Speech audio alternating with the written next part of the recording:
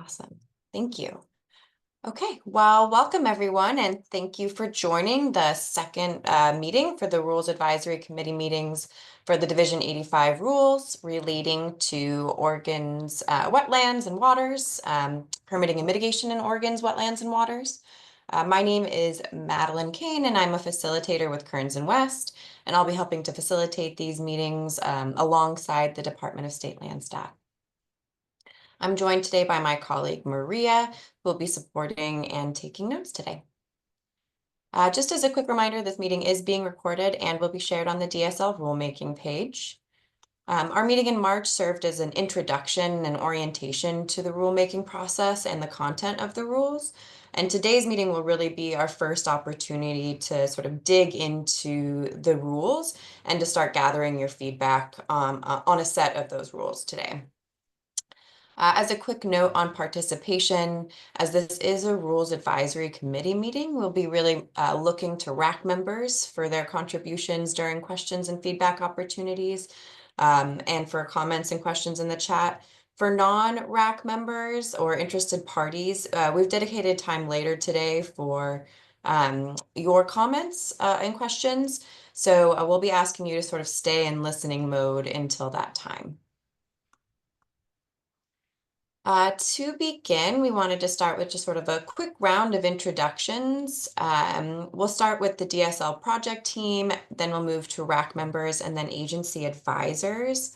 For DSL staff, if you could just share name and role on this project, and for RAC members and advisors, please share your name and affiliation. So starting with DSL, Melody, did you want to get started, and then we can go Gray and then Danielle? Sure. Melody Rudenko. I am one of our mitigation policy specialists at DSL, and so we'll be subject matter experts for not this meeting so much, but the next 3 meetings of the RAC when we go over mitigation topics. Great. Yeah, hey y'all, good morning. Gray Wolf, one of our other mitigation specialists here at DSL. And you heard Melody say what our specialty is, subject matter experts in, and so I'll hand it over to Danielle. Good morning, everyone. Danielle Boudreau, rulemaking coordinator, which means I'm the project manager for this. Daniel and Charles? Good morning, everybody. I'm Daniel Evans. I'm a wetland ecology specialist at DSL, subject matter expert, and I will be presenting some of the information on proposed rule changes today. Charles? I'm Charles Redon. I'm the removal fill specialist. And for those of you who've worked with Russ, I'm trying to fill his big shoes. Well, thanks so much. We'll go to RAC members. We'll do Becky, Brad, then Brian.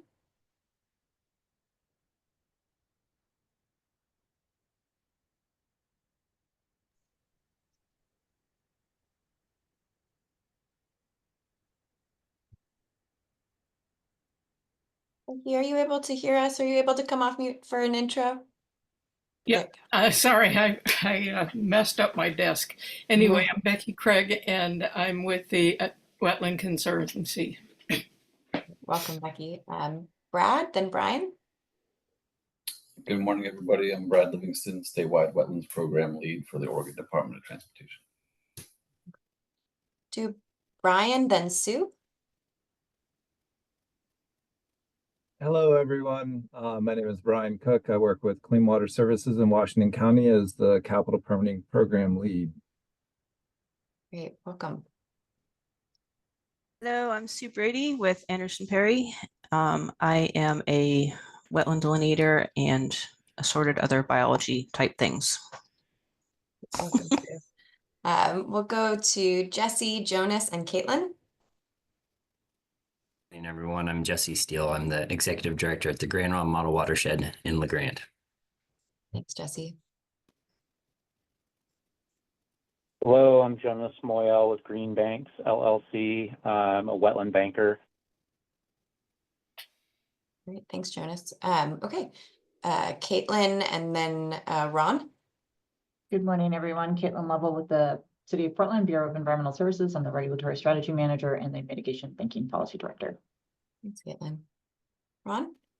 Ron Wieringa. I'm the Deputy Director of Clackamas Water Environment Services, and I'm representing the Association of Oregon Counties on the RAC.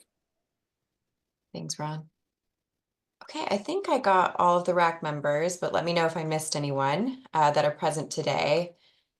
We also have some agency partners that have joined us today, and so I'm hoping to just do a quick round of intros for them. So I'll call on you, and then if you could just share your name and your affiliation, that would be great. We've got Andrea Seeger, Joy Levitt, and Shelley Tatum. Hi, good morning. I'm Andrea Seeger with the Army Corps of Engineers. I'm the mitigation subject matter expert for Portland District and Northwestern Division. Thanks. Welcome. Good morning, everyone. Joy Levitt with the Oregon Department of Fish and Wildlife, and I am in Habitat Division. Welcome, Joy. Good morning, Shelley Tatum with Oregon DEQ, and I'm the 401 project manager. Welcome. Okay, well, thanks everyone for joining this morning. I'm really looking forward to our conversation. If we could go, oh, perfect. Thanks, Danielle. So we'll do a quick review of the agenda, and then a quick reminder of how to use Zoom. So in advance of this meeting, RAC members should have all received materials from us, some agenda and the draft rules. If you didn't, please let us know so we can make sure we're getting it to the right place. Materials were also posted online. Our goal for today is to review and discuss the proposed draft rules relating to permitting and jurisdictions. We started today with some introductions, then we'll do a quick outline of what we plan to discuss in the rulemaking today, and then a quick reminder about Zoom settings. In advance of this meeting, we had the opportunity to interview RAC members to sort of better understand the experiences and interests that you're all bringing to this rulemaking. And we're going to just share a quick sort of high-level overview of what we heard related to members' expertise and priorities. Then our subject matter expert, Daniel, today will be giving a presentation on the background and context for permitting and jurisdictions. During his presentation, he'll go into a little bit more deeper background and context about highest measured tide, E-beam, state scenic waterways, and adjacent lands. It's really just to provide additional background information before we start talking about the rules, just so we're all sort of operating from the same level of understanding. There will also be opportunities throughout Daniel's presentation for questions, in case there's anything that you all are looking for clarification on. After Daniel's presentation, Danielle will pull up the draft rules on screen, and we'll be asking for your feedback on the sort of the first set of draft rules. We've bucketed about an hour for that conversation, so we should have plenty of time for questions and comments. At around 10:45, we'll open it for interested party comments. So that's a chance for feedback or comments from non-RAC members, and then we'll look to wrap the meeting up by 11 a.m. We know that the universe of Division 85 rules is pretty vast, but are keeping our scope pretty narrow for today's conversation. Today, we're going to be reviewing rules related to the highest measured tide definition, the addition of an E-beam option, related adjacent land definition, aquatic resources of special concern definition, habitat restoration definition, removal of private and commercial operator definition, and exemptions for certain activities and structures. Just a quick refresher on Zoom protocols. I know this may not be the virtual platform that everyone uses. So in order to, just as a quick refresher, to raise your hand, you can either the menu at the bottom of your screen should appear, or if you hover your mouse over it, it should appear, and there's a heart icon. If you click on the heart icon, it gives you the opportunity or the option to raise your hand. If you're joining by phone, and I think there's at least 1 or 2 folks joining by phone, if you're looking to raise your hand and you're dialing in, you can select *9, and that'll give you the opportunity to raise your hand, and *6 should let you come off mute if you're muted.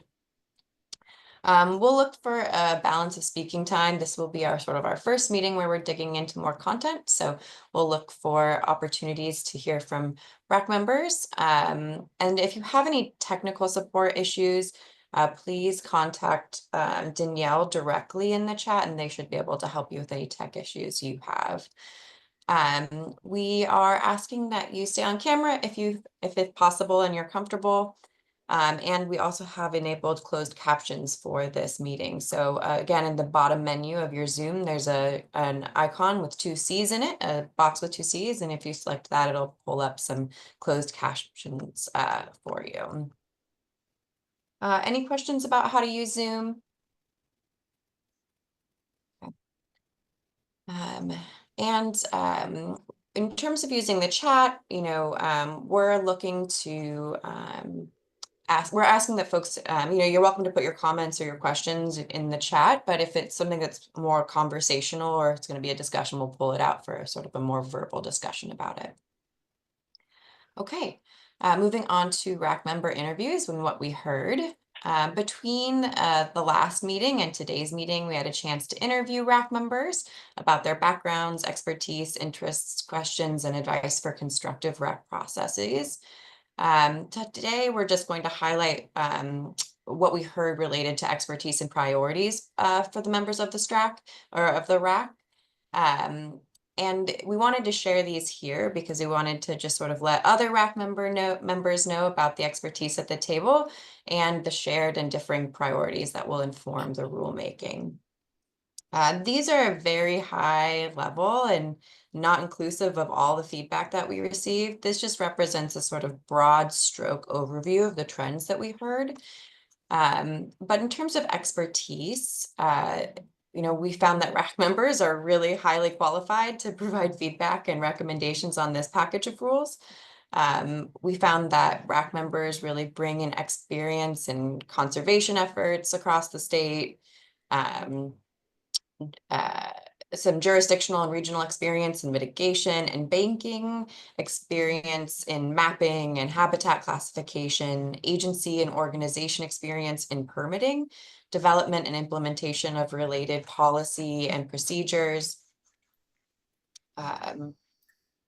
and a significant background in significant academic and scientific backgrounds in ecology, biology, natural resource management, land use and planning, delineation, and mitigation.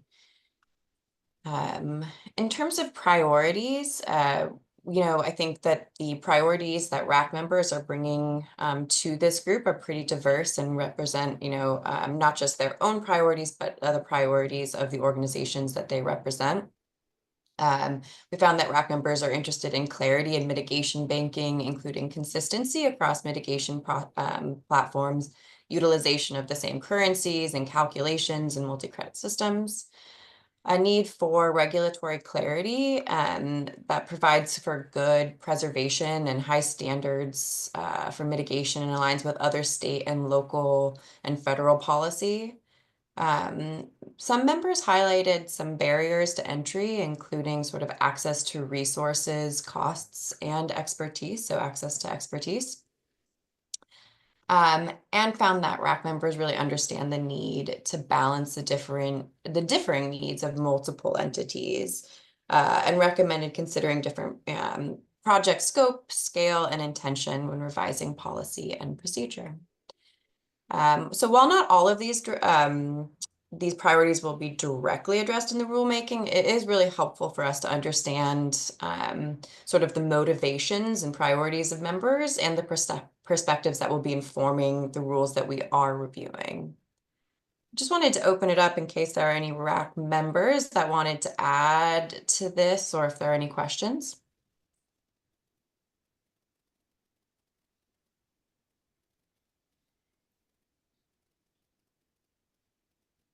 Okay. Well, feel free to open up, share your priorities as we continue on through this rulemaking. Next slide, please, Danielle. Okay, so now we're really going to dig into the presentation portion of this. So I will pass to Daniel to help add context and information. Go ahead, Danielle. Thank you, Madeline. Good morning, everyone, again. If I'm not looking directly at the screen, it's because I'm looking at the screen over here. So just bear with that if my eyes aren't on you. It's sometimes a little disconcerting. I have three components that I'm going to talk about, and I'm going to pause between each section for an opportunity for any questions, just to keep it, subject by subject. So the first thing I'm going to discuss here is our changes for the highest measured tide definition. And really, this addition to the rule is essentially a clarification and synchronization with statute as well. So all that that's being done here is that tidal rivers are essentially being added to the definition for highest measured tide. So it's within an estuary, tidal bay, or tidal river, and that's where the highest measured tide jurisdiction line gets applied. And elsewhere throughout our rules, we already have tidal rivers listed, such as in tidal waters. So this is essentially just snapping tidal rivers into the highest measured tide, because that is an appropriate place to add it and clarify that. So our hope is that this would creates better consistency and just makes the definitions more aligned throughout the set of rules. And so that's actually the first subject right there. And so if there are any questions about that, please let me know.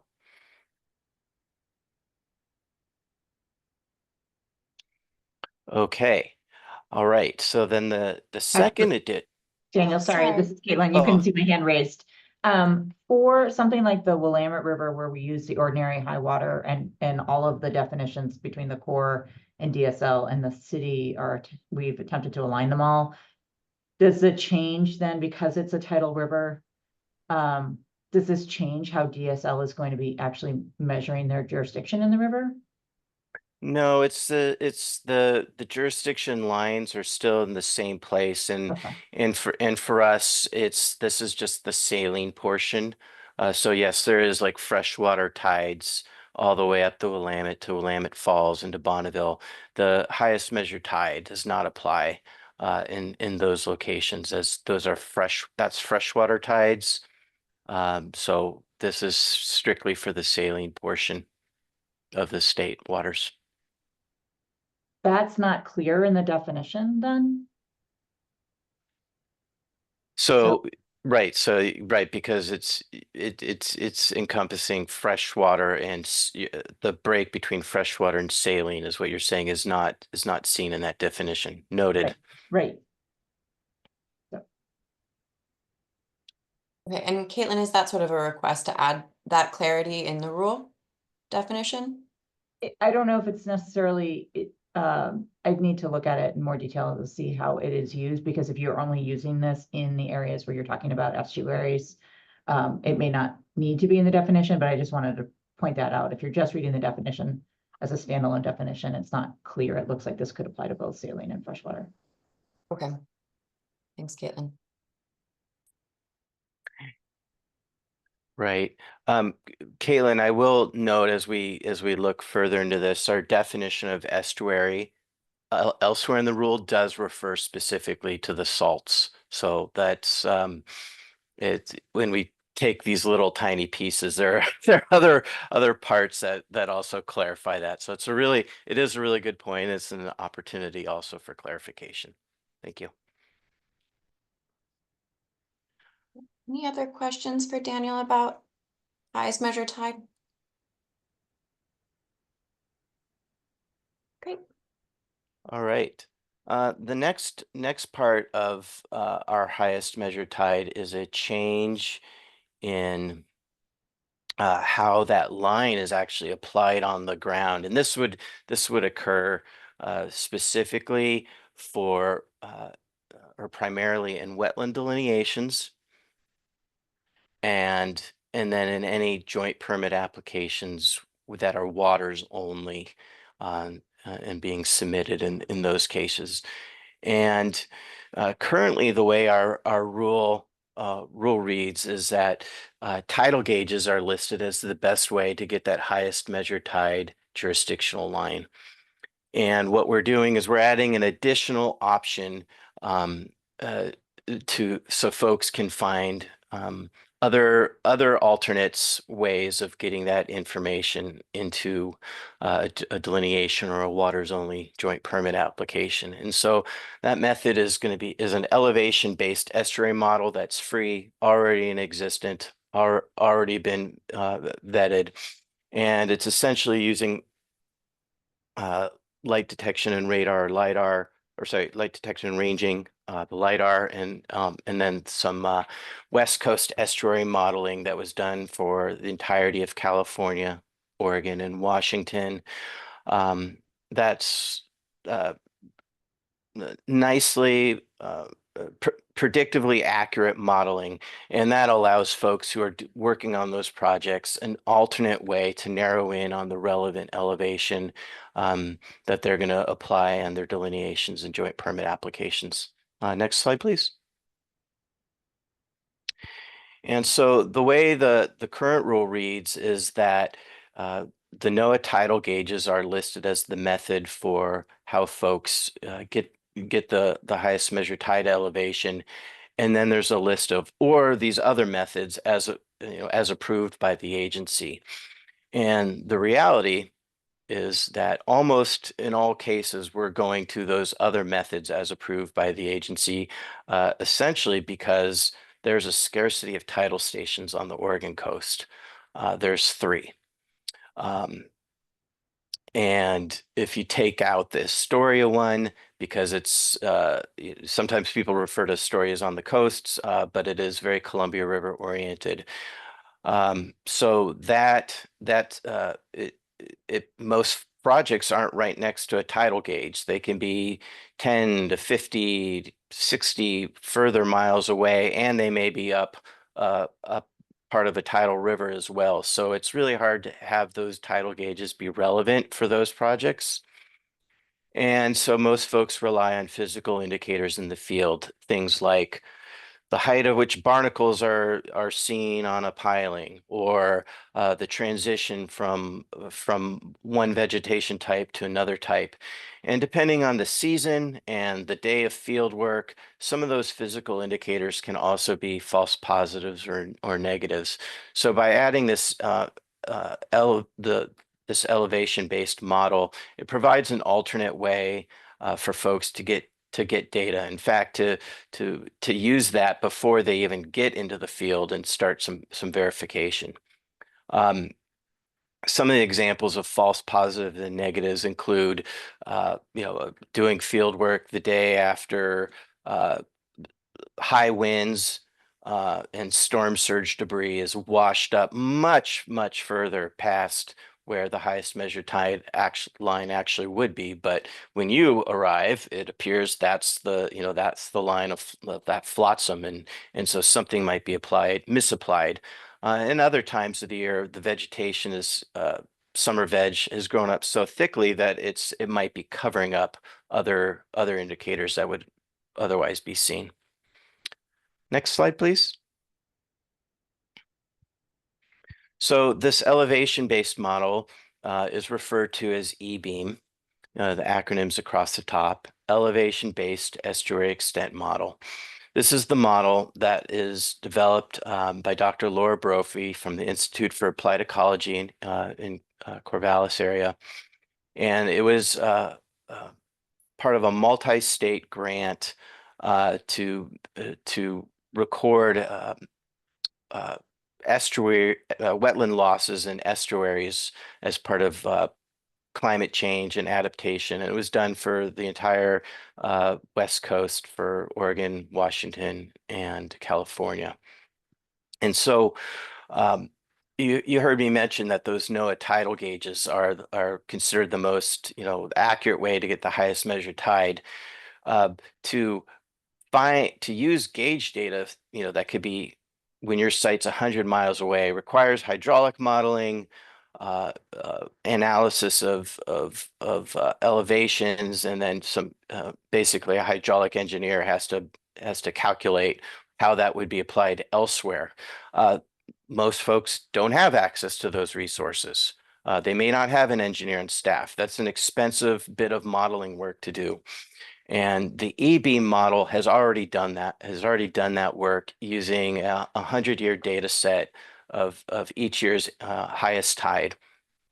And then it's taken it and applied it up the entire West Coast.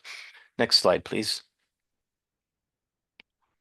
And so that 100-year data set, it's taking essentially the middle point. So any year, half of the highest tides will be below it, the other half will be above it. And then after field testing, they're finding that it aligned really well with conditions on the ground. And so that was tested throughout Oregon, Washington, California. So the EB model, it is already in use with the Department of Land Conservation and Development, DLCD, and it's being used for statewide planning goal 16 and goal 17. And so this is, next slide, please. What this does is you can see at the bottom, there's a link to where this model is being hosted, the Pacific Marine and Estuarine Fish Habitat Partnership. It's available for free download. You can look it on a web map. You can download it to your GIS system. And it's essentially putting those lines on the ground. And what we're finding is that folks who have been utilizing this before they do their field work, check out these locations. They get a approximate elevation. They go and do their field work, and then they adjust themselves up or down in the field, or stay right on that line to make a determination for the highest measured tide line. Often, what's been really handy is that those field-based indicators that are the visual indicators, they're combining the E-beam elevation and then doing those slight adjustments, because it is a model, to true it up a little bit more in the field and adjust up or down.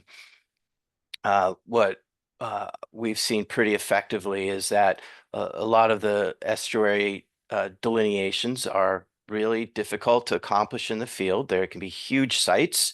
They can be unsafe during certain water events and time of year that folks are there. Other areas may not be accessible. So once a good elevation is established, because this model is here already, it can be applied and digitized across the entire map set, and that eliminates a lot of field work and mapping. So this model is being added formally to essentially accelerate the speed of which this work can be accomplished in the field. And that concludes the highest measured tide and E-beam component. So if there are questions, please let me know.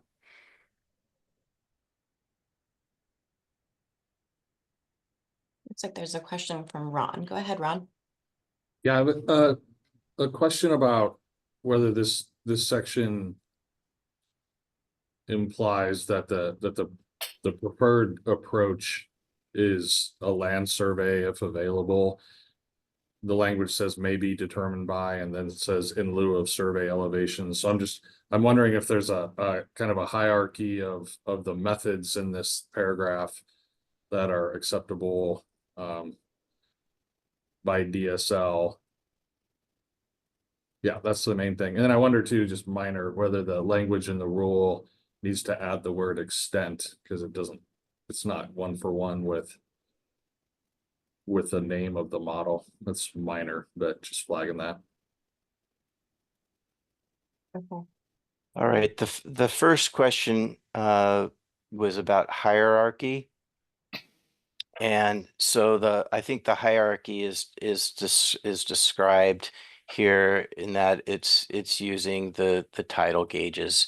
The reality is that that's such a rare occurrence that a project site is so close to a tidal gauge, so that we move into the next all those other options. And so we're not we're not saying E-beam should be taking precedence over use of field indicators. We're going to rely on the judgment of the folks in the field to present the story of how they got to the information they got.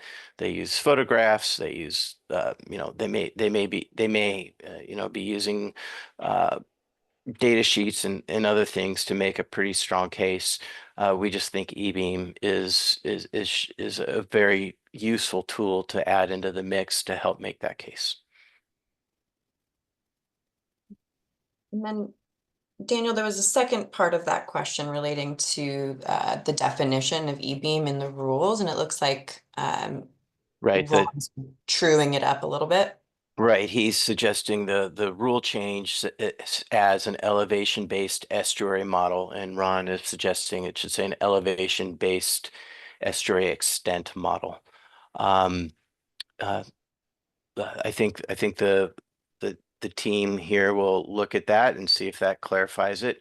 And thank you for the suggestion. Thanks. Becky?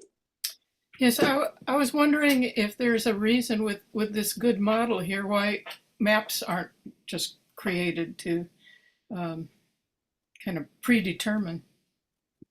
Great question, Becky.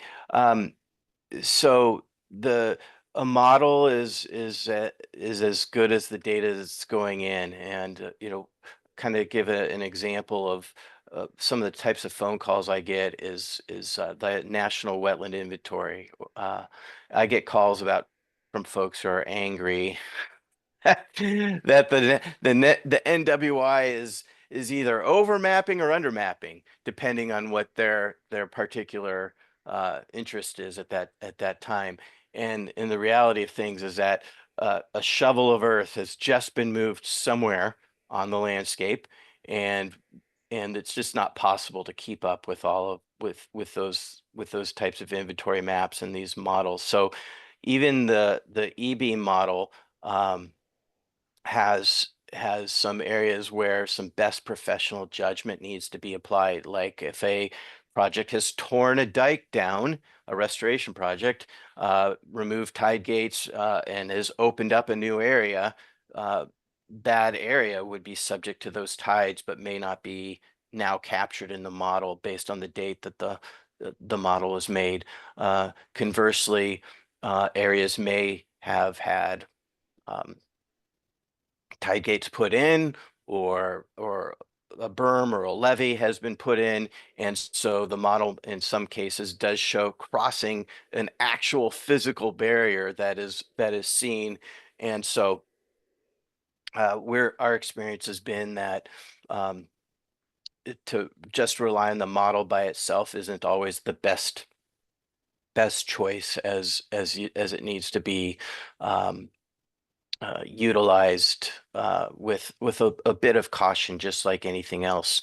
I have seen the model's pretty robust. So like there are places with open culverts, and the model necks up to it and then continues out on the other side onto a large floodplain, and then maps that same elevation in those locations.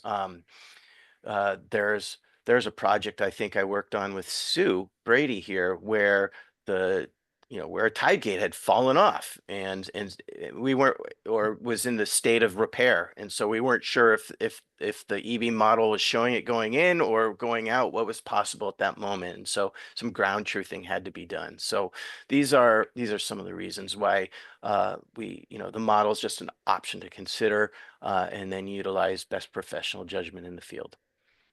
Thank you. Any other questions for Daniel?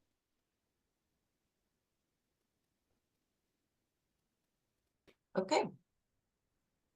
Great. Okay, we're going to move into Oregon Scenic Waterway. And similar to the very first rule where there's an addition for the point of clarification, this is a similar this is a similar change. This is truing up our rule to be consistent with Oregon Parks and Recreation's statute regarding jurisdiction on Oregon scenic waterways. And so scenic waterways, probably, some of the ones you might think about are like the Lower Rogue, portions of the John Day River, parts of the Mackenzie, Wallow Lake, middle fork of the North Willamette.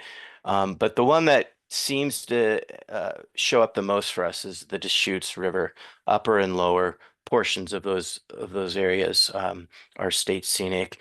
And I'm going to continue to use the Deschutes example for why we're just adding this clarifying language so it makes the most sense to you all. So can we please go to the next slide? All right. So in statute, the state scenic waterway is defined as the state scenic water and related adjacent land. And so what our rule is adding is the terminology related adjacent land. So we're one-to-one correspondence with the statute there. And what related adjacent land means is it's the quarter mile on either side of the bank. And so Oregon Parks and Recs has jurisdiction over those areas as part of state scenic waterway. And what it means for DSL is that we're often the first point of contact for a project that's being constructed within that quarter mile or within the waters. And it's being sent to us for review by Deschutes County, for instance. A local permit application is applied for. Someone has bought a piece of land within the state scenic waterway. They're making an improvement and they need to get a permit for it. And so Deschutes County will send those to us as a wetland land use notice to review, asking for advisement. And part of our review goes to the planner, but we also send a courtesy copy to the actual applicant. And the way that the rule reads is that similar to essential samonid habitat, there's a 0 cubic yard threshold. A permit is required in those within any for any removal fill activities in waters of the state, which includes wetlands, within that quarter mile area. And there's an exception, which is that OPRD, Oregon Parks and Rec, can essentially make a determination. Hey, your project doesn't affect the view from the waters within a scenic waterway. And so a lot of our responses going out in those adjacent lands were creating some confusion for some landowners. And so we've proactively taken the practice of CCing OPRD, providing contact information for the landowner to reach out to them, because if they don't need a permit for 1 cubic yard of fill, if OPRD can make a determination that it's not going to affect the state scenic waterway, we want to point them in that direction. And so the rule did not include the related adjacent land part, and so folks were getting a little confused why their project, 200 feet up slope was being referred to as a state scenic waterway. So this rule just clarifies that, makes it aligned there, and we're going to continue our practice of what we've already done, which is pointing them to OPRD so that they have the path to essentially get out of or have the opportunity to present why their project may not impact the scenic viewshed. And that concludes this portion. So I'd be happy to take any questions. There's a question from Sue and one from Caitlin. Sue, go ahead. Oh, Sue, you're muted. Okay, so because the definition of related adjacent lands is a quarter mile from each bank, you might want to put that in that section of the rules, just to clarify what related adjacent lands is, so that there's less confusion from people who are working 200 feet from the waterway. Yeah, that's a great idea, Sue. I actually think in the ORS it does include that, so that's something we can look at. Thank you. Go ahead, Caitlin. I'm wondering if this doesn't also apply to DEQ's outstanding resource waters. I know Waldo Lake is the same between the two, but like the Smith River and others that might not have the OPRD jurisdiction. So it just seems like there's a couple of different places where we have another agency kind of elevating key waters that may require some additional attention or protection, not just OPRDs. And so my sense is that this one is because of OPRD's specific jurisdiction to the adjacent lands, but I just want to flag that it seems odd to call out one agency that has a specific program attached to those waters and not another. And so would your recommendation be to include other agencies in this rule language, or to sort of? Well, I don't know. I'm kind of asking the question if that's been discussed at DSL, because it seems to me that you may want to not call out just OPRD, but call out other agencies that have programs related to watershed protection, including OPRDs, scenic waterways, DEQ's outstanding water resources, and any others, just so that they're treated all the same within DSL. Okay, and Daniel, any response to that or other DSL staff? It's something we can certainly look at. Our current rules for the this is the 520 section 85 520 has specified the Oregon Steam. It's number one. It's and so that's and there aren't there are a few other sections in there, such as ocean renewable energy facilities, ESH habitat. So I'm not aware of DEQ's outstanding waters if there's a requirement for wetland or waters of the state removal fill activities, for anything over 0 cubic yards. So that would be something we'd have to verify. But I think Charles may have some information, so let's move to him. Yeah, I was just going to give some context for this. So the section of rule that Daniel's referring to where this definition is a section we call removal fill jurisdiction by volume of material. And so what this really is one way to look at it is an exceptions to the rule. So the normal, if you will, that has no special designation, wetland or water, the jurisdictional threshold based on where you are doing removal and fill and might require a permit, or where you aren't, is 50 cubic yards, right? But then in certain waters types that have a special designation, that threshold changes to 0 or something else. And so this is just the first of one of those many special designations, state scenic waterways, which are defined elsewhere, essential submodern habitat, which we define through a map, compensatory mitigation sites, ocean renewable energy facilities, which is kind of its own thing. And so it's, if your concern is to get at knowing when there's other special designations that might apply, those are handled as they pop up in different sections of the rule. So if there's something we're missing, we might need to add it, but I don't think we want to put it within the state scenic waterway definition, trying to capture everything, because it would lead to confusion perhaps. Got it. Yeah. My point is that you have another agency that designates outstanding resource waters that has an anti-degradation requirement that would suggest that should also be subject to 0 cut fill. And so, from a drafting perspective, it's a question. Right.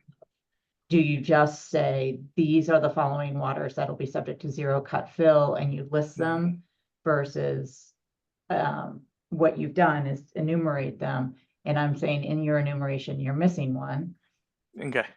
So So maybe adding a number 6 or 7 or whatever that would be that says DEQ, and what was the title of that so we can capture it? it's the, oh, let me pull it up. Outstanding resource waters, Yes. I believe. So it is in OAR 34041-0004.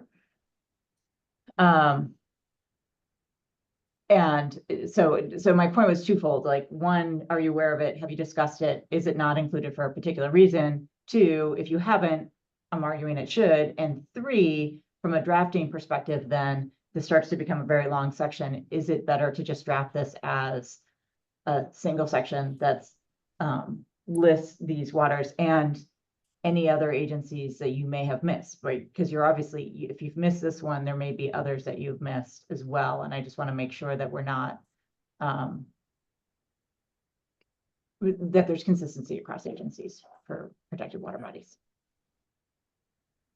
So this may be a good opportunity to add an explicit addition of a program that we don't have explicitly right now. And the reason I say that is we don't have something for DEQ's outstanding waters, calling that out as a 0 threshold water, which may be a good point to add. That actually is covered indirectly currently, because there's 2 places in our process where we have requirements for meeting with all of DEQ's requirements. And so one of those is during the public comment period. DEQ, of course, gets noticed of the public comment period, so the review of a permit application.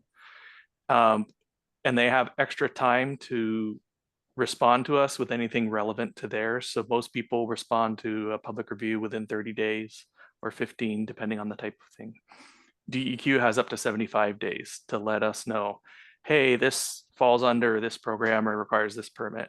And any of those conditions would be incorporated into our permit conditions. So there is a path for DEQ to say, hey, but it's not an explicit, we automatically call it out as a 0 threshold. So that may be something we could look at adding. Thank you. Thanks, Caitlin, for that flag. Any other questions, recommendations? Go ahead, Ron. Yeah, just to make sure I understand too that this modification to the rule here doesn't add the related adjacent lands. That's per the statutory reference and the definition of an Oregon scenic waterway anyway. This is just clarifying in this rule language, just for sort of better, just so people better understand here, but it's not an addition of these lands. Is that right? Correct, Ron. Okay, thank you. Any other questions for Daniel? Okay, well, looks like we've wrapped up the presentation section, and I think you've all done a really great job of already sort of leading us into the comments on the draft rules. I know we've been noting those as we've been going, but I think we want to now shift to actually pulling up the rules and going through them as the language is written in the rules. Just in terms of process for this section, Danielle has pulled up the rules here. So we will be reading the rules that we'll be addressing today. I think, as we go through, Daniel's already done some of the explanation for the changes of some of the rules in there, but we'll be sort of going rule by rule and making sure to add any kind of reason or background for each of the rules we'll be addressing. We'll pause after each of the rules for comments or questions by the RAC members and give chance to DSL to respond and look to see if there are any changes or revisions that we need to make to any of the rules. And then we'll make sure that that all members are okay with or are not opposed to the language as it is before moving into the next. Just a note that we'll really be spending our time on the rules that we outlined in the beginning of the meeting today, but you'll see that in the rules there have been other changes, like more technical or formatting changes like numbering or punctuation, some updates to match legislative language. We won't really be spending all of our time on our, during our meeting today to address those, but if there is one that as a RAC member you want to discuss, please let us know and we can spend some time on it. But we just wanted to prioritize the rule language changes that aren't format, numbering, or just like a legislative alignment. So we are going to start with the rules that Daniel already sort of provided some background on, but we'll pull up the exact rule language. So we're going to start with the highest measured tide definition. Daniel, anything else that you want to say about this?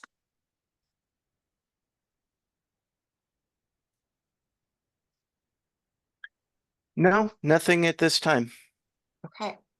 Any comments on this rule from the RAC? Any revisions that need to be in this? I know we talked earlier about sort of the inclusion of potentially listing out fresh or saline waters.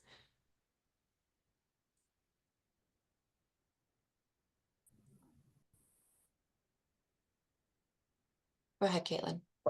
I'm just the definition of tidal river.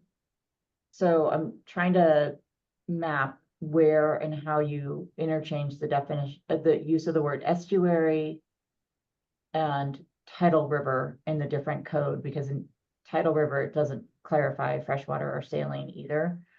But estuary is very clear that it doesn't include beyond the Columbia River. So I still need to chew on this a little bit more. I might have comments, but I do think that there's a lack of clarity buried in how these different terms are used. And then the question would be, if it is only referring to saline, how are you treating freshwater tidal rivers differently in these rules?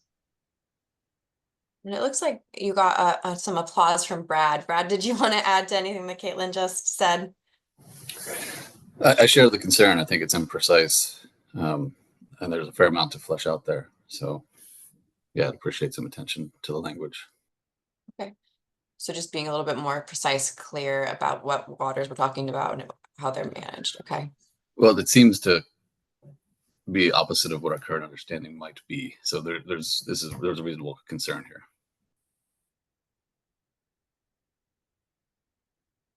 Any response from DSL? Any?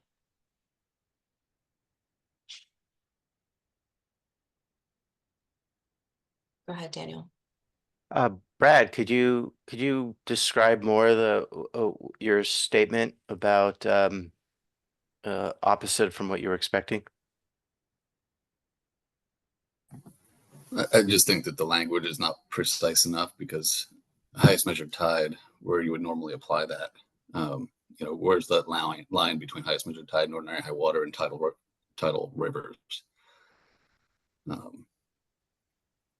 Yeah, I think we need a lot more precise wording to cover this tidal river aspect. And sorry to put you on the spot, Brad or Caitlin, but any recommendations for how we can make it more precise? Any language? I know, Caitlin, you said you wanted to chew on it for a little bit, but any recommendations for updating or making it a little bit more precise? Sure, you can. Like I was saying, sorry to jump on there, Caitlin. Where's the line? Where are you like, think of the Columbia? Are we working ordinary high water or highest measured tide in Portland or in Scappoose Bay? Those can be different. Those can be different things, and it's just not clear at all. So like sort of where's the line is what you're adding. And Charles, I saw that you came off mute. Was there something you wanted to add? Yeah, I just wanted to make sure the RAC members had a chance to comment first. Okay. And then I see some hands up, and Caitlin, I know you said you wanted to chew on it, but anything you wanted to add? Okay. Okay, I see Jonas's hand. Go ahead.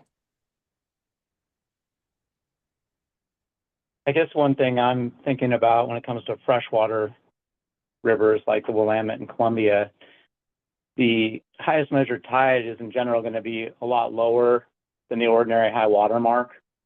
So maybe it's not as important for these large rivers that are freshwater.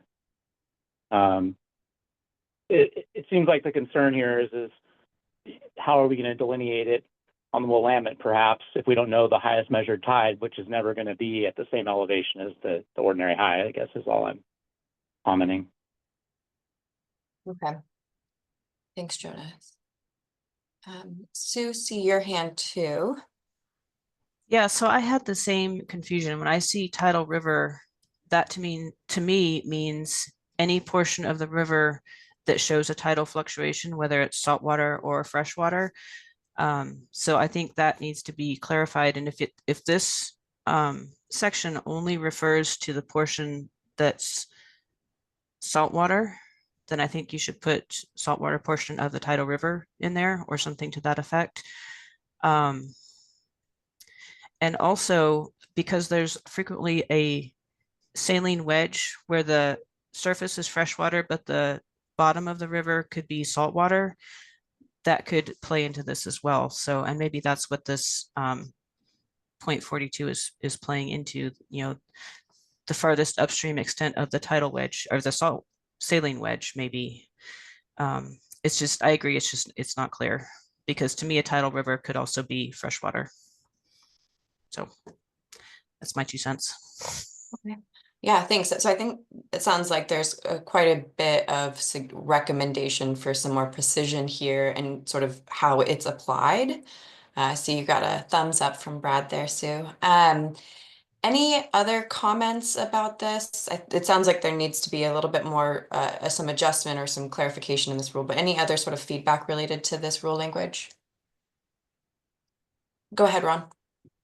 I just agree as well. And I guess my question is there a definition of tidal river in statute or rule that can be referenced to clarify that it needs to include, it's both the tidal extent as well as saltwater. Okay, so like pulling in additional definitions from statute to sort of clarify this rule language. Yeah, if it exists somewhere. Okay. Right. Look, great. Looks like you came off mute. Anything to add? Yeah, no, I was just going to point out that in our definition of tidal waters, in this Division 85, we do list tidal rivers. So if you want to check that out, if that helps clarify. But I think that all these comments are salient. We need to provide additional clarification, but. Yeah, I was gonna add for the notes that the most specific example in our OAR in which this is all connected to is the word for estuary, which very clearly this is all, so it starts with estuary, then it adds tidal rivers and tidal bays. And so that tidal river thing is it's intended to refer right to the estuary definition as part of it, which makes it clear that it's only talking about the saline portion. So I think integrating the word estuary or estuarine per our OAR definition is might be a clarifying point, and it discusses for the Columbia River specifically where that endpoint is in that definition, which is by Puget Island. And then for tidal rivers, it also specifies head of tide, and that gets to Sue's point about the salt wedge. And so head of tide, which is listed as the point at which that on the tidal rivers where we stop the jurisdiction for highest measured tide and then revert to the indicators for ordinary high water line for everything above that. Thanks, Daniel. Charles, looks like you have your hand up as well. Yeah, just to add to that, I agree that this is everything we've heard about. This isn't quite clear where we're going. I had always, as an internal user, reviewing an application for a project, taken the other words in that jurisdiction definition to be subsets of estuary. And if that's in fact the intent, the simplest thing might be to do is just eliminate those other words, both tidal, bay, and estuaries, or put them into a parenthesized including but not limited to type of thing, so that we're not worrying about the definitions of all those things, because our definition of estuary covers everything that those other things might be. And it has the limits for saltwater, it has the limits for head of tide, and it's really any enclosed land that's affected by the tides and where salt and freshwater might be mixing.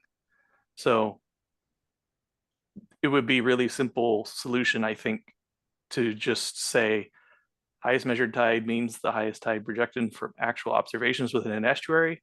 And then our jurisdiction for estuary has a definition that includes those areas. I want to be really careful about adding in things like tidal river that aren't defined.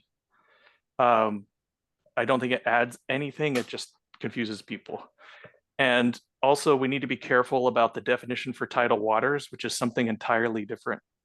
It's tidal waters is a subset of narrow strips along the edge of an estuary between highest tide and lowest tide, or eelgrass. But it's not including the middle of the estuary, the parts that are always wet, but those are included in the definition of estuary. They're two different things for two different purposes. So just be clear, don't confuse tidal waters and estuary definitions. One's, again, tidal waters is a subset of the larger estuary. Tidal bays and rivers are all subsets of estuary. And so I would say in the definition, just use estuary, and that would help clarify. So Charles, it sounds like your suggestion is just to remove sort of those subsets so that's estuary is sort of all encompassing. Mel, I see your hand, go ahead. Thank you. I just wanted to add this link into the chat of the OARs that this definition is pointing at, 515. Those are the Oregon administrative rules that interpret statute on our jurisdiction by type of water. And that's why this definition is pointing at them, because that's where you're going to find all the detail on tidal rivers and highest measured tide and all these others. These rules, 85, are for permitting. And so we had to define it here because the term is used in permitting, and we wanted it to be consistent with both divisions because that's that's a good thing. Sorry, the one I linked in there was, sorry. Oh my gosh, I'm sorry. I haven't had enough sleep. So not a different division, a different section of rule that I put in the link there that has more detail on it. And when we use this for permitting, we aren't talking about our jurisdictional determinations or limitations is what I was trying to get at. We're not trying to change our jurisdiction through adding these, but add clarity for consistency with that rule number. Sorry, I misspoke in the beginning of that. And I don't know if I actually added clarity by adding. Apologies. Yeah. Well, I think you sort of added some context for the reason for including these terms, and it looks like Ron placed a suggestion in the chat that includes these words, but in sort of a different way. Ron suggested updating it to refer to tidal waters as defined by this rule, could say within a tidal water, including estuaries, tidal bays, or tidal rivers. And it looks like Danielle's also added that to the suggestions. Any sort of feedback for that suggestion from Ron?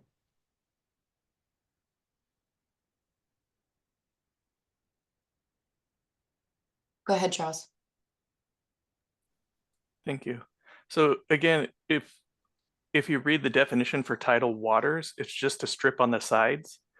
So if we took that as our jurisdiction in these tidally affected areas, so to eliminate all the terms, that would mean that only between highest measured tide and extreme low tide are regulated.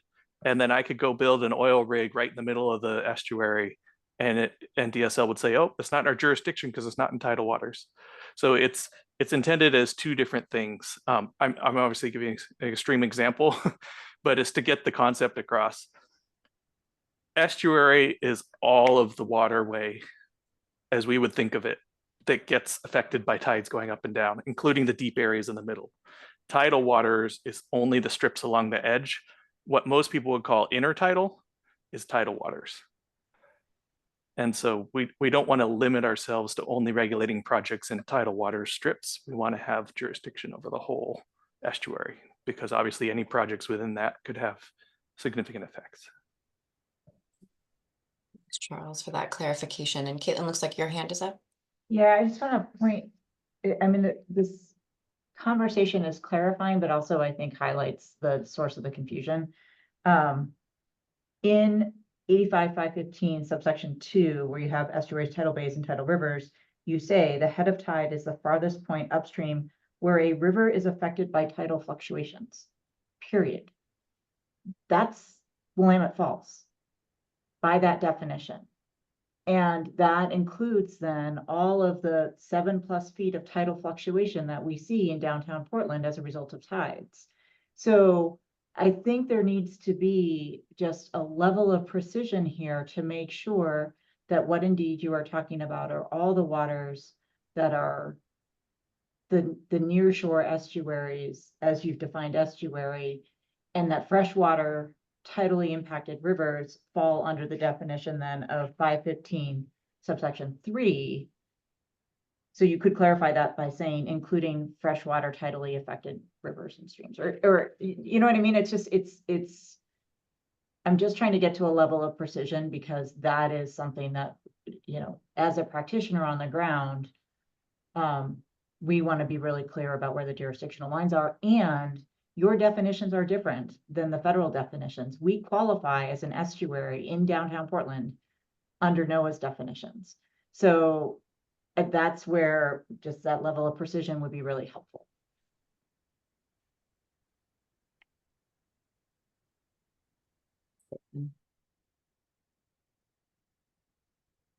So I'm hearing that there's a need to sort of clarify to make sure that the jurisdiction is very precise here. I'm also hearing that there's a need to sort of get in alignment with additional rule language. Any I wouldn't say alignment, because I don't, Okay. you know, it's totally fair that DSL would have a different jurisdiction, but the terms are used differently between different agencies. So that's where the precision matters. It's Okay. fine that they have a different definition, as long as we know. Okay. Thanks, Caitlin. All right. Any additional feedback on this? Any DSL responses? Like, we need to sort of take this rule back and do a little bit of fine tuning. Okay. And is the RAC okay with the DSL sort of taking this back, doing a little alignment, and then bringing it back to you all? Okay. Some thumbs up. Okay, great. Well, then maybe we should go ahead and move on to the next rule for consideration. Daniel, I think this is another one of yours. Are we looking at 515 section 2? Yes, we're looking at 515.2 e-beam option.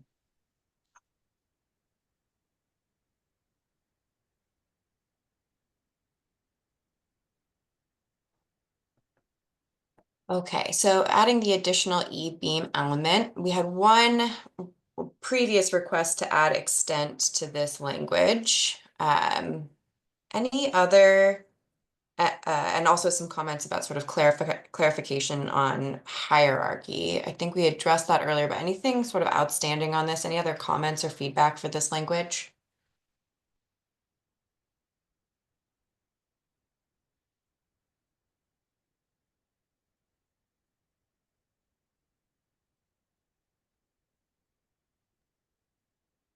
Go ahead, Daniel.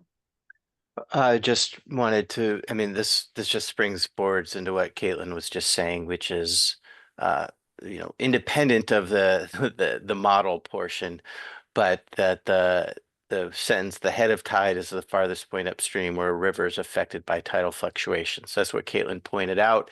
I think we need to take a look, another look at that, and and come back with some consider some clarifications there. Okay, so adding some language there to clarify terminology. Okay.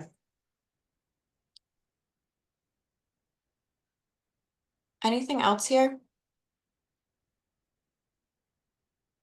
Okay. Well, then maybe we keep scooting and we move to the related adjacent land definition. Rule 510.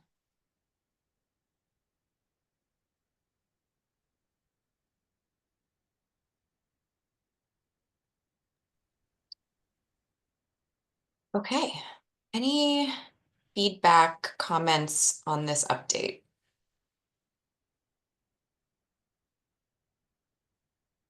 Daniel, any context or background you want to add to this? Nothing beyond what I've already done so far. Okay, great.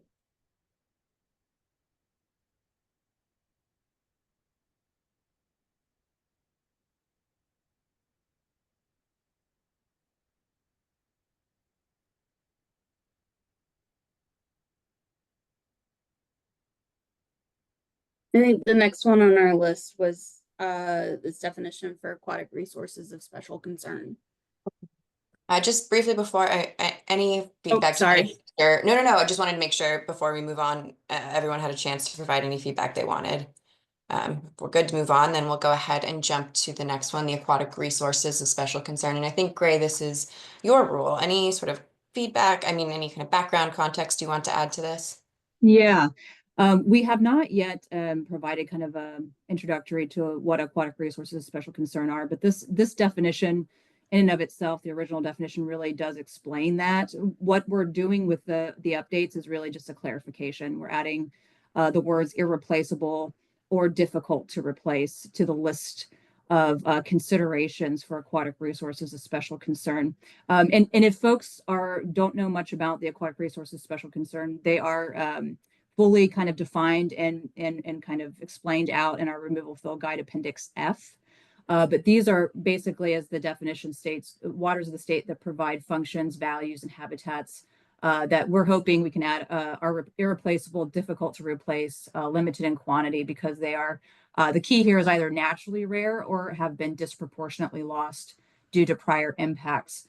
And then we've got a list there. This list of aquatic resources of special concern really came about from DSL's best professional judgment, doing lots of wetland delineations, speaking to outside experts along the way, so that these got incorporated into rule. Special note at the end of this definition, existing definition, is of course that DSL can always add additional aquatic resources of special concern onto the list.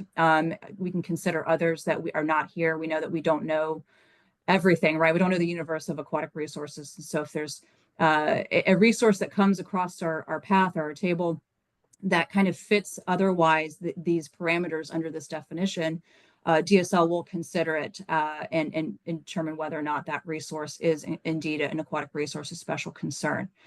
So I guess the most simple way to put the updates to this definition is that along the way, since we've had this definition, we've learned a lot about aquatic resources of special concern.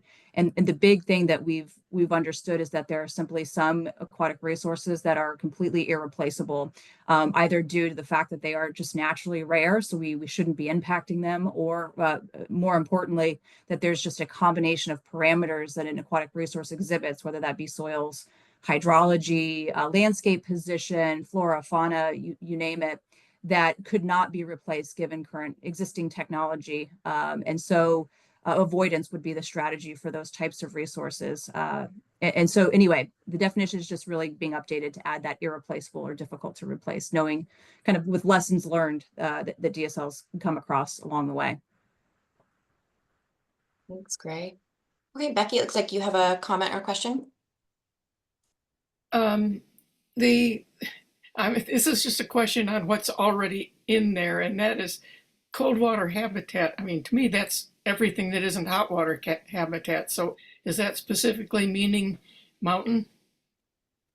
Well, so yeah, that's a great question. And so our cold water habitat includes two designations as defined by Oregon Department of Environmental Quality. It's the core cold water habitat and cold water refugia. And those are Department of Environmental Quality designations. Thanks, Becky. And are you looking for that to be clarified in rule, or with that sort of clarity, is there more that needs to be changed about this rule? The only thing I would possibly add is as defined by DEQ or something like that. Okay. Thanks, Becky. Any other comments, questions about this language?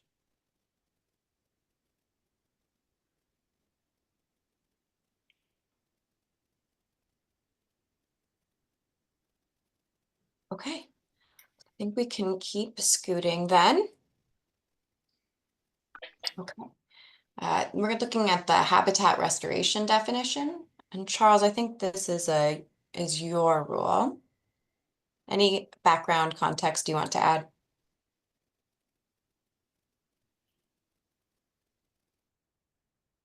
So I didn't have a lot to add, but some of the context is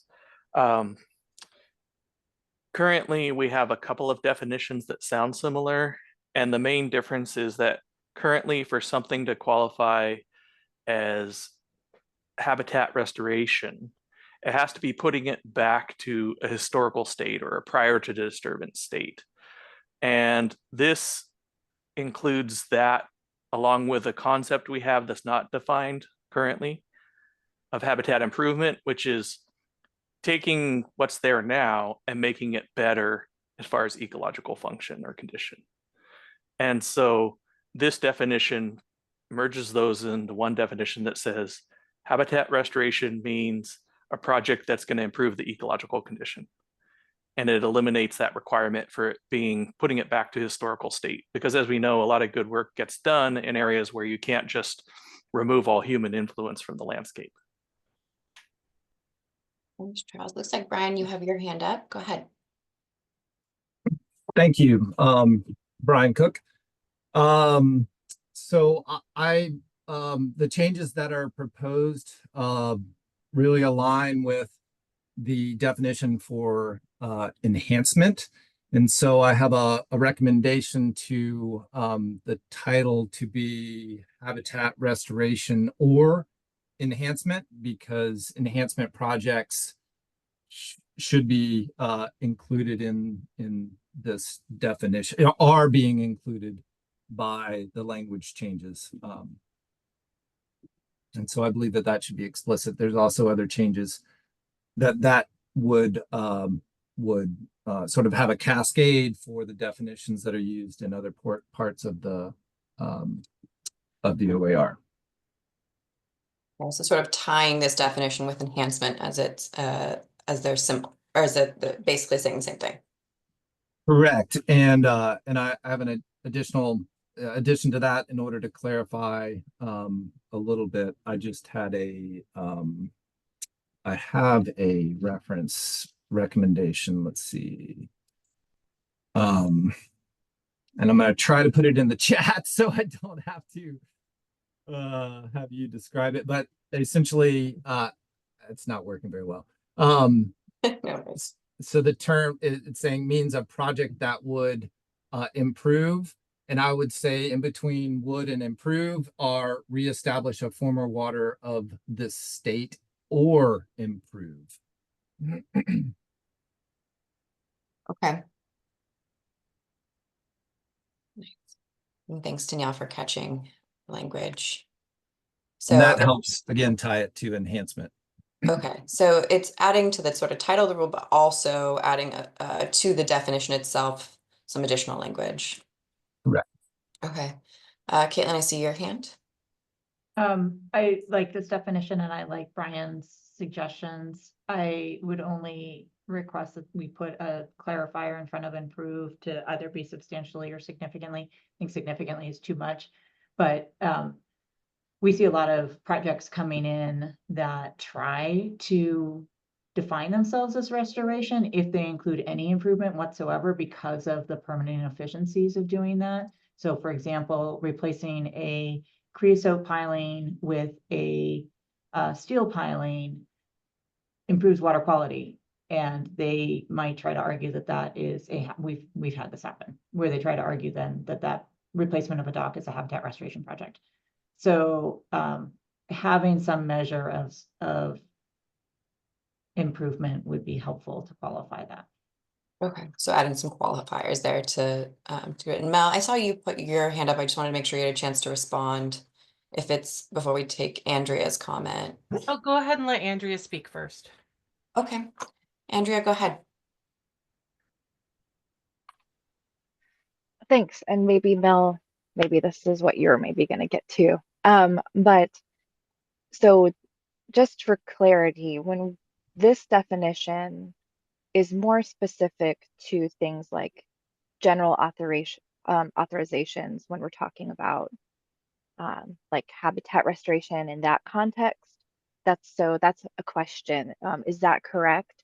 And then kind of leaning to what Brian was saying, of course, coming from the more of the mitigation side, is however this definition going to be updated, is that then going to sort of trickle down into a reframing of the way that the mitigation definition for restoration might be, might be updated.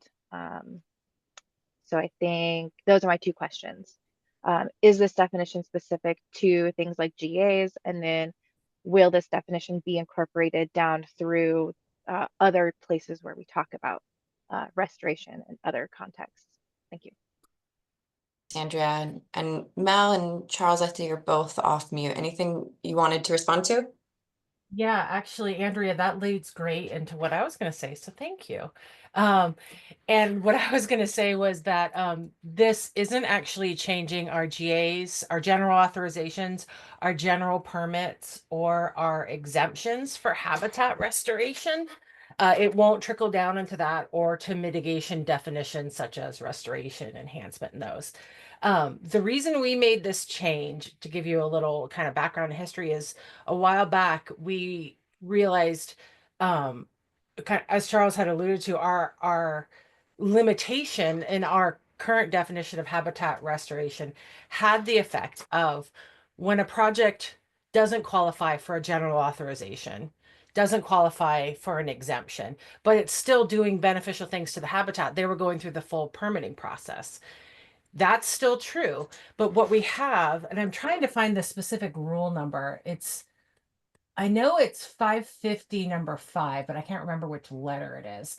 But we say in our permit requirements, so the amount of information you're required to provide in a permit, we say that if you're doing habitat restoration, then the level of detail might be less. So essentially, we can waive some of the required information for those projects. Like sometimes people will waive a functional assessment. I've even seen delineation requirements waived because they're like doing wetland enhancement, things like that. But that just didn't qualify for our general authorization for that work because of other features of the project or going over those thresholds. So what's nice, well, when we realized that, we still wanted to find easier pathways for what at the time we were thinking of as projects that improved habitat, but didn't meet our restoration definition as it used to be, because they weren't returning it to a prior disturbance state, a prior to disturbance. So what's nice about if we only change the definition, that will feed in, what it will feed into is not our GAs or GPs or mitigation, but it will feed into the mitigation or the application requirements, like the required information, so that if someone is doing what we used to think of as a habitat improvement project because they weren't returning the habitat prior to disturbance, but they were doing really beneficial things, we still would then have the discretion, we being like the ARCs reviewing your project, to waive some of the required application materials. Some examples of this that we reviewed when we were making those decisions were like ODFW working with a farmer or rancher to improve a water diversion to make it better for fish, better for farming, and do habitat restoration all around that area that they were improving that water diversion. So instead of that project having to check every box, just like you would if you were building a new subdivision, now that reviewer, our ARC, will have discretion to waive certain items from their application to make the process a little more streamlined and efficient for them to get their project authorized. And again, it's not making that project not need a permit, just kind of changing the level of detail we require. And Charles is probably going to do a better job explaining that. Thanks. Go ahead, Charles. I don't know about better, but I'll try for simpler. So the two main things that would change is if we get an application for a project that meets this new definition of habitat restoration, or currently the current definition, the two most common things that we would waive are, rather than requiring a full wetland delineation that's gone through the concurrence process, we would often, not always, but often accept for that habitat restoration project a kind of a field delineation that has been, they've given us estimates of the length of waterway, the type of waterway, the area of wetlands, and the types of wetlands that are present. So we had 3 acres of emergent wetlands and 2 acres of forested and 1,000 linear feet of stream channel. And we use that because we still have to track resources through the application process. And the other thing that we would often do is require less detail in some of the mitigation accounting things based on that less, or I should say non-concurred delineation. So those are the things that we would most often waive, is say, because this is a habitat restoration project, because you're doing things like remeandering a stream channel or placing large wood or increasing the river's access to its floodplain, thereby increasing wetlands, we're not going to make you account down to the sub-meter level of a full delineation. That's the kind of thing that we would often change by this. And this would just allow a few more projects to fall into that category where we have the ability to determine, okay, you don't need quite the full level. Does that help clarify? I think I'll lower my hand. I think that was very helpful. And because we use the term restoration so much for so many things, and because I'm not looking at this whole document, if it's not clear somewhere that this term habitat restoration is more for like in the context of application needs, then maybe adding some simple language here to really show that this is what this specific habitat restoration definition is for. And I guess I offer that in the spirit of thinking of like potentially the word restoration for like some of those GAs might be a little bit different. And obviously the term restoration for mitigation is a little different. So maybe just honing in that this is a very specific term used in a specific instance. And maybe that's stated elsewhere, but if it's not, potentially adding something like that here. Thank you. It's a great point, Andrea. I think we do need limits on it because I could foresee a scenario where, folks, as Caitlin had mentioned, would maybe take the definition and interpret it otherwise if we don't put the limitations on it. So it's a great point. Thanks, Gray. Thanks, Andrea. Brian, I think your hand was up. Did you want to add?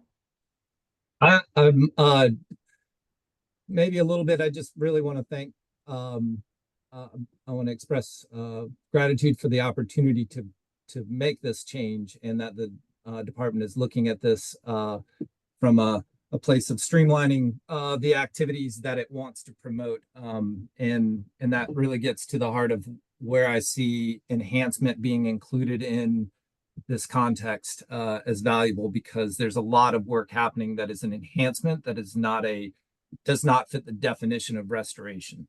And so promoting enhancement actions, which as Clean Water Services does a lot of enhancement in our district that we want to try to facilitate versus, have roadblocks to. So aligning our goals. Thank you. Yeah, thanks, Brian.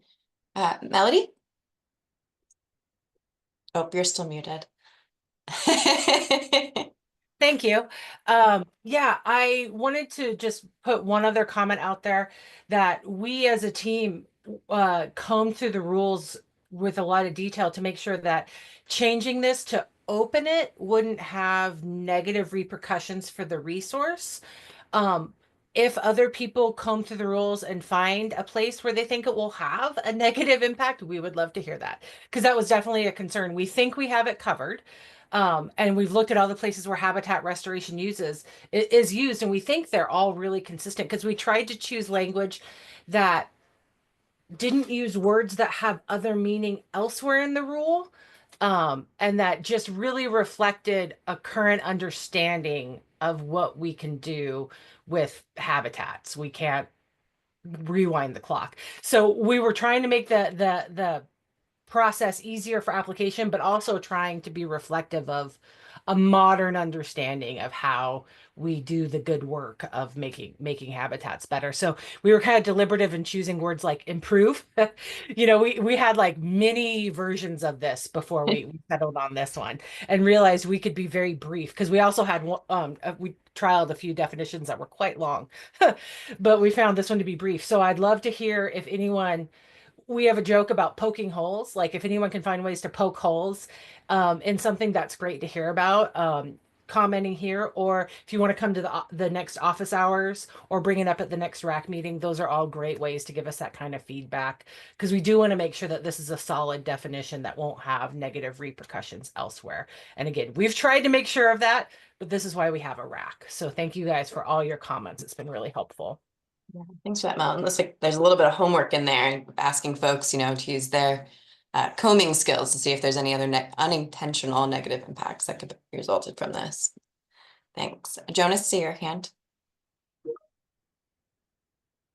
Yeah, thank you. So I think kind of in support of what Andrea was saying and Brian, as somebody who does mitigation and wetland mitigation, the word restoration, when I hear restoration, I think that means I need to restore the hydrology of a wetland.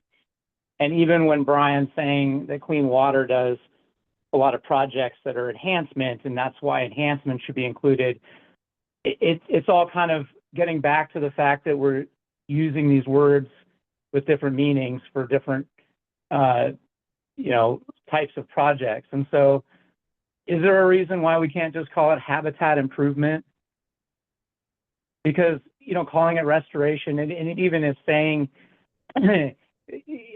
yeah, I think that there is confusion here, because, you know, there probably are components of restoration and enhancement in any sort of habitat improvement project.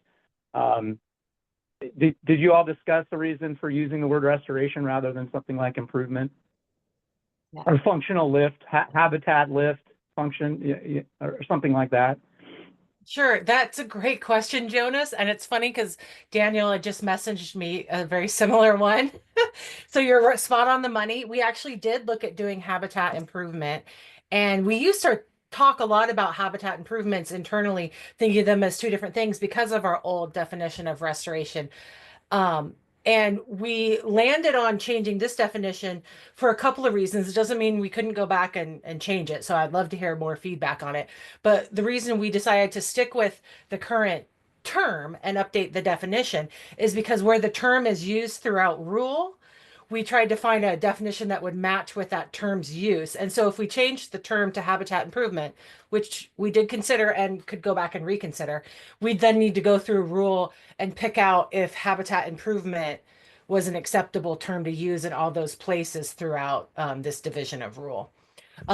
Such as that spot where it says waiver of required information that I put in the chat, we would then need to change that to information could be waived of this rule for voluntary habitat improvement projects. So again, can be done. We would just need to be sure to find consistency throughout rule. Because you're right, we reuse terms that mean different things, and we are trying to walk away from doing that, having like one definition per word. Yeah. Like you said, restoration within, when it's alone, has a very different definition when we're talking about a mitigation action, which thank you for pointing that out. It's very true. And I would say, I mean, to be more clear, Jonas, I think I support us re-examining what, you know, using improvement instead of restoration, because the more added clarity that we can have, the better. So I like Andrea's comment. I think improvement, I think that was one that I was like, I think we should do an improvement, but we had to run, as Melody said, with you know, and being consistent with our other parts of rule. But I'm not sure it would be such a significant change that we couldn't hurdle over it. So we'll definitely look at improvement. Yeah. I mean, even perhaps just an additional sentence here clarifying that, you know, the definition of habitat restoration does not line up with the definition of wetland restoration, for example. Right. Yeah. If it's too much of a trickle through headache, I understand. Good suggestions, but thank you. Okay. All right. So it looks like any other sort of comments on this one? Okay. It looks like there was a request for just a short break. Would folks feel good about maybe just like a 5-minute break, chance to refill coffee cups, bio break, that kind of thing, and come back? Okay, great. Well, then let's do 10:41. We'll do a 5-minute break. So if you could all just be back at 10:41, we'll get restarted then from the break. Thanks, Danielle. Give it maybe another 30 seconds or so, and then we can get started again.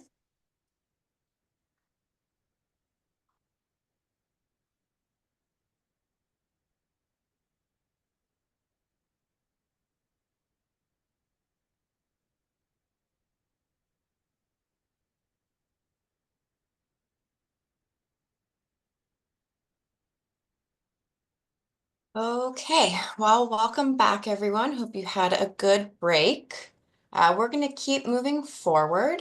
We've got 2 more sets of rules to look at. So we will pull back up removal of private and commercial operator definition. And Charles, I believe these are yours, so I will pass to you. Thank you. And hopefully this will be an easy one, but I do want to see if there's any concerns about it. And that is removing 2 definitions which are currently related to our existing fee schedule. So before any changes, for some of you who may know, where House Bill 2238 is a separate rulemaking that's changing the fee structure for DSL. That's not in effect yet. But in preparation for that, we'd be removing 2 definitions that confuse people to no end, externally and internally. And those are commercial operator and private operator. And they're part of defining which sort of track of fees you go down. But the thing to remember is both of them have a principle that is really getting at the purpose of the project, not who's applying, not whether you are commercial or nonprofit or anything like that, but whether the purpose of the project is for profit or not for profit. And so the new rules, at least as they are now in process, would retain that principle of differentiating projects that are not for profit purposes and projects that are for profit purposes, would have 2 different fee schedules under the new rules. However, we're getting rid of these terms commercial operator and private operator because they confuse people. Any questions about that?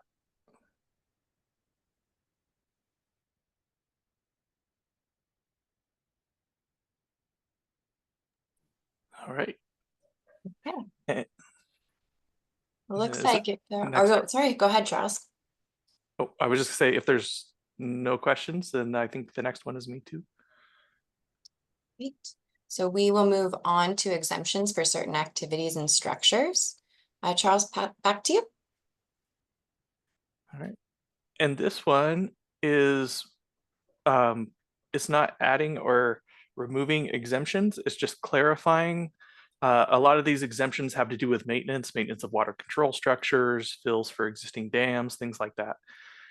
And this is just clarifying what we've done in practice, but hasn't been explicitly written down. And that is to say, the structure that you're getting an exemption for maintaining, in other words, you don't need a permit to maintain, has to have been a legally constructed water control structure. If somebody goes out and illegally fills a stream and puts in a culvert where there wasn't one before, and then later on it comes to our attention when they say, hey, I want to notice that says this is an exempt for me to maintain it. And at that point we realize this was never authorized. This was an illegal fill in the stream. We're not going to exempt that maintenance of that structure that was illegal. So it's just adding in the concept explicitly that to be exempt maintenance, it has to be a legally constructed structure. Any questions about that one? Go ahead, Brian.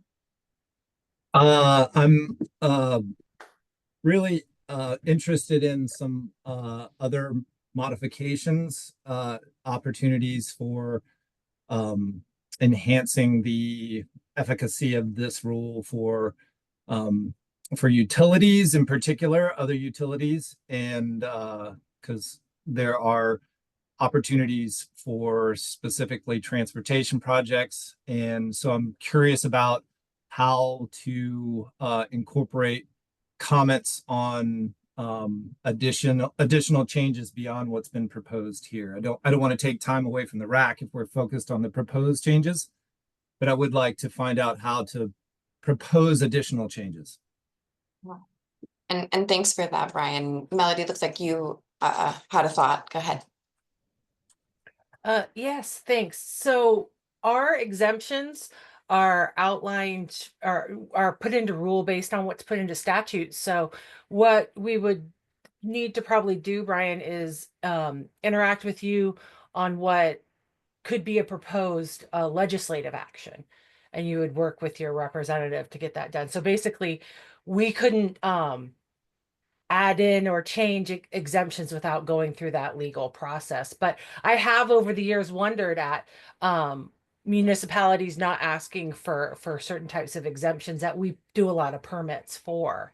Or something along those lines, like you were talking about. So yes, talk to us offline about your ideas, and it might be a longer process than us just doing a rulemaking. I just want to give you that heads up that that's a possibility if we were going to try and put some of those exempt options forward. Thank you very much. Thanks, Mom. Any other feedback, comments?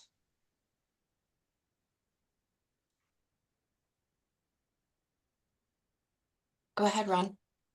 Yeah, my interest and thoughts are maybe similar to Brian's for certain utility activities, so I can maybe handle those offline. I think my question, kind of thinking more about municipal storm systems and maintenance and reconstruction of storm ponds, is that, I don't see that explicitly called out in these exemptions. Is that covered by one of these?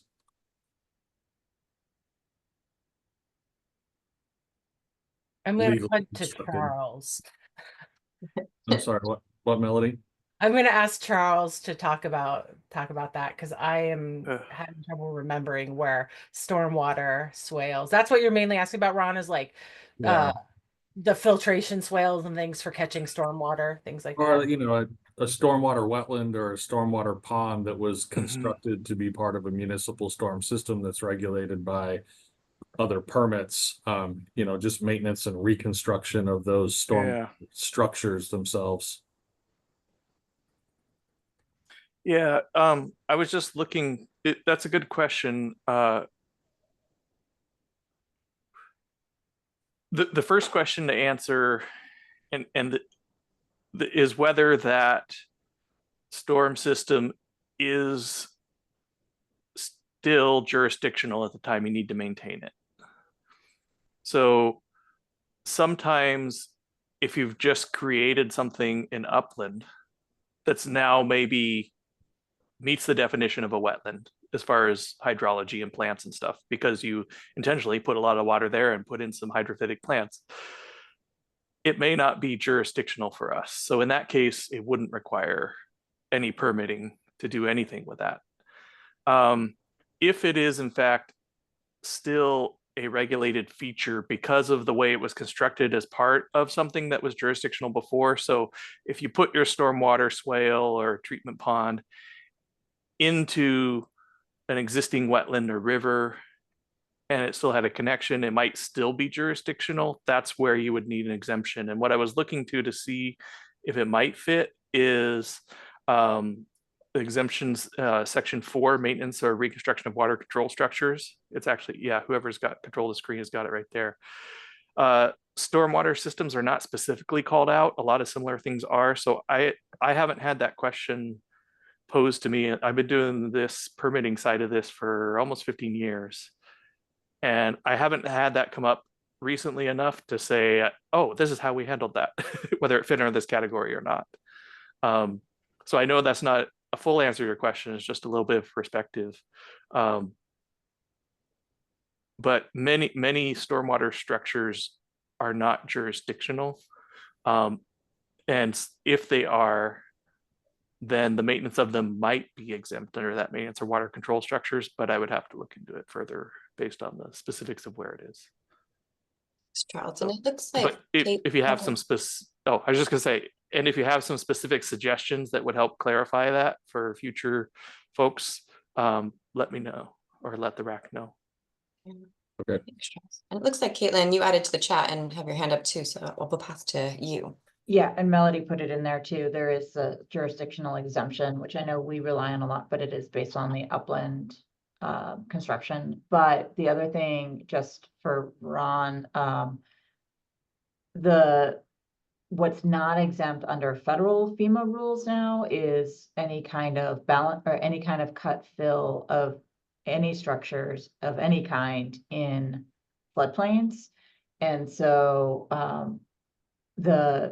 it balancing or trying to figure out what may be exempt under DSL's rules, which is what we're talking about today. So I just want to make sure that folks are aware that just because it's exempt under DSL's rules doesn't necessarily mean it's exempt from other rules. And that getting to sort of one of my goals in all of this is how do we make this so that there actually is some consistency, so we're not creating a lot of challenges or potential screw ups on applicants. Thanks for that, Caitlin. And I think that's a priority we heard from several RAC members, is that idea of sort of that alignment and consistency. Okay. Any other, Mel, I know that you added to the chat. Anything you wanted to add here? Actually, Caitlin covered it great. Thanks, Caitlin. Perfect. All right. Any other feedback, comments on this? Well, I'll just follow up and add too. I think what kind of triggered my thinking was this addition of legally constructed and, you know, something that was appropriately authorized in the first place. Gets me thinking about situations where we do have, you know, built probably 30 or more years ago, permitted stormwater structures that may have been built in wetlands at the time under a permit. They still need to be maintained and at times reconstructed to perform their function. So the constructed and upland piece is problematic for us to maintain our storm system. And so the legally constructed piece seems like it might allow for some work to be exempt in those parts of the storm system that were permitted at one point. Thanks, Ron. Yeah, this ahead, isn't just so you know, that the adding of the legally constructed would, the onus would still be on DSL to say, we have clear evidence that this was illegally constructed, right?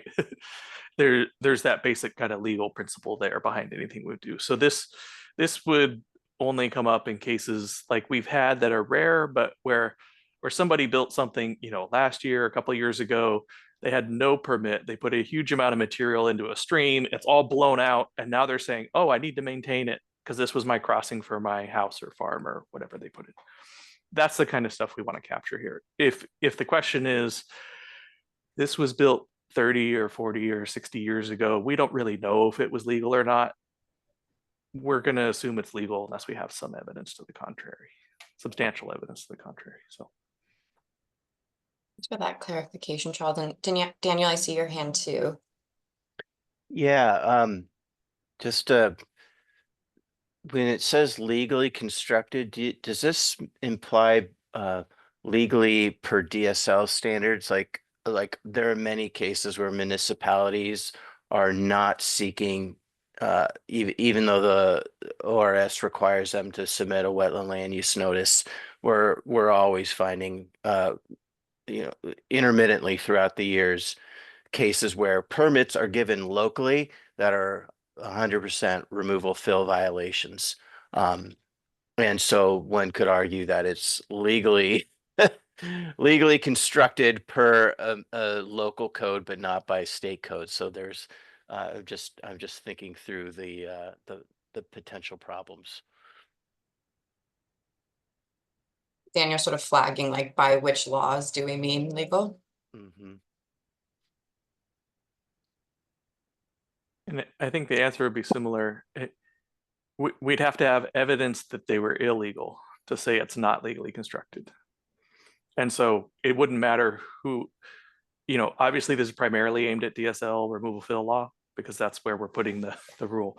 But if we had notice from the Corps that hey, this thing that came to your attention, DSL, we're actually under enforcement action right now because this was illegal according to federal law, we would probably take that as this was likely illegal and not exempt the maintenance of that construction. We'd say, okay, we're going to step back. We're not going to exempt your maintenance. Resolve your thing with the Corps or the county or the city or whatever, and then we'll come back and look at it, kind of thing. So I think any level of illegal is going to hold up something from being exempted under this maintenance exemption. Thanks for that clarification, Charles. Any other comments here? All right. Well, then we will go ahead and thanks, Danielle, for having that up and walking us through it. Really appreciate that. We'll go ahead and move forward now. Now that RAC members have had a chance to add their comments and feedbacks, we'll open it up for interested party comments. So if you are interested in making a comment and are not a RAC member, go ahead and raise your hand and we'll call on you. Just note we've tried to set these to a 3-minute limit just so we can make sure that we're keeping up on time. And just as sort of a clarification, there will also be a formal comment period at the end of this rulemaking, at the end of this RAC section. So there will be additional opportunities to make comments. But we'll go ahead and open it up. Anyone, any interested parties looking to make a comment here today?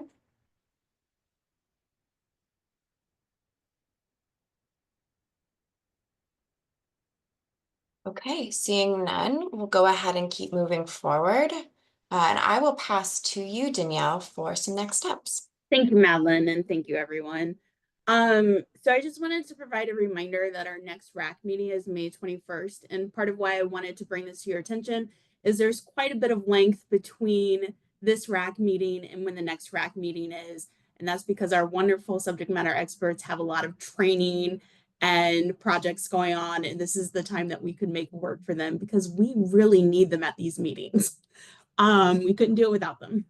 So like always, we send our agenda at least a week before. So we will send a meeting agenda out by May 14th, which is also your reminder of this meeting. So we won't forget about you for sure. That meeting will also be really presentation heavy. Gray and Mel are going to go into a lot of technical detail explanation about what we're going to be talking about at the meeting in June. And so we'll send out, along with that list of agenda, we'll send out like a list of rules that, we'll be looking at that Mel and Gray will kind of be going into more detail about and background about for the May meeting that will be discussed at the June meeting. And because of this, we're offering office hours. And so the office hours for the May 21st RAC meeting will be Monday, May 19th at 10 a.m. And this is for RAC members, and you should have already gotten a calendar appointment from Mel. These are voluntary. So after you get the agenda and the email on May 14th, if you look at those rules and you're like, oh, I have some questions about these, I want to be more prepared, feel free to join those office hours. Again, it's totally voluntary. It's on your calendar. We just want to offer as much technical information as we can. And the office hour meetings aren't to discuss the rule language itself. The proposed rule language is to discuss the technical information about those rules. That sounds a little odd, but it's not to talk about like the exact wording of the language, but the concepts of it. So in the next week, a meeting summary for this meeting will be sent to the RAC members. And today's meeting recording will be posted online. All of our meeting materials will be posted to our rulemaking website. This includes our recordings, our agendas, updated rule text, which we will also send out updated rule text ahead of the next meeting once DSL discusses all of the great recommendations you made today. We want to make sure that you see all of that. And as you can see, I was doing comments using the term RAC 2. so that it was clear where these comments were coming from. And that'll be the same for the upcoming RAC meetings as well. Are there any questions about what's coming up next in this RAC process? No? All right, thank you. And I'm going to turn it back over to Madeline. Okay, well, thanks everyone so much. I know we're a minute over time today, but really appreciate all of your attention and engagement and your really helpful feedback. So just a reminder, there's office hours if something else comes up for you that you want to make sure that you're discussing with our subject matter experts in advance of the next meeting. You're also welcome to reach out to us via email. After this meeting, we'll be sending out an evaluation, so please let us know if there's something we can be doing differently or more of in future meetings. And in the meantime, I hope everyone has a really wonderful day, and thanks so much for your time. Bye all.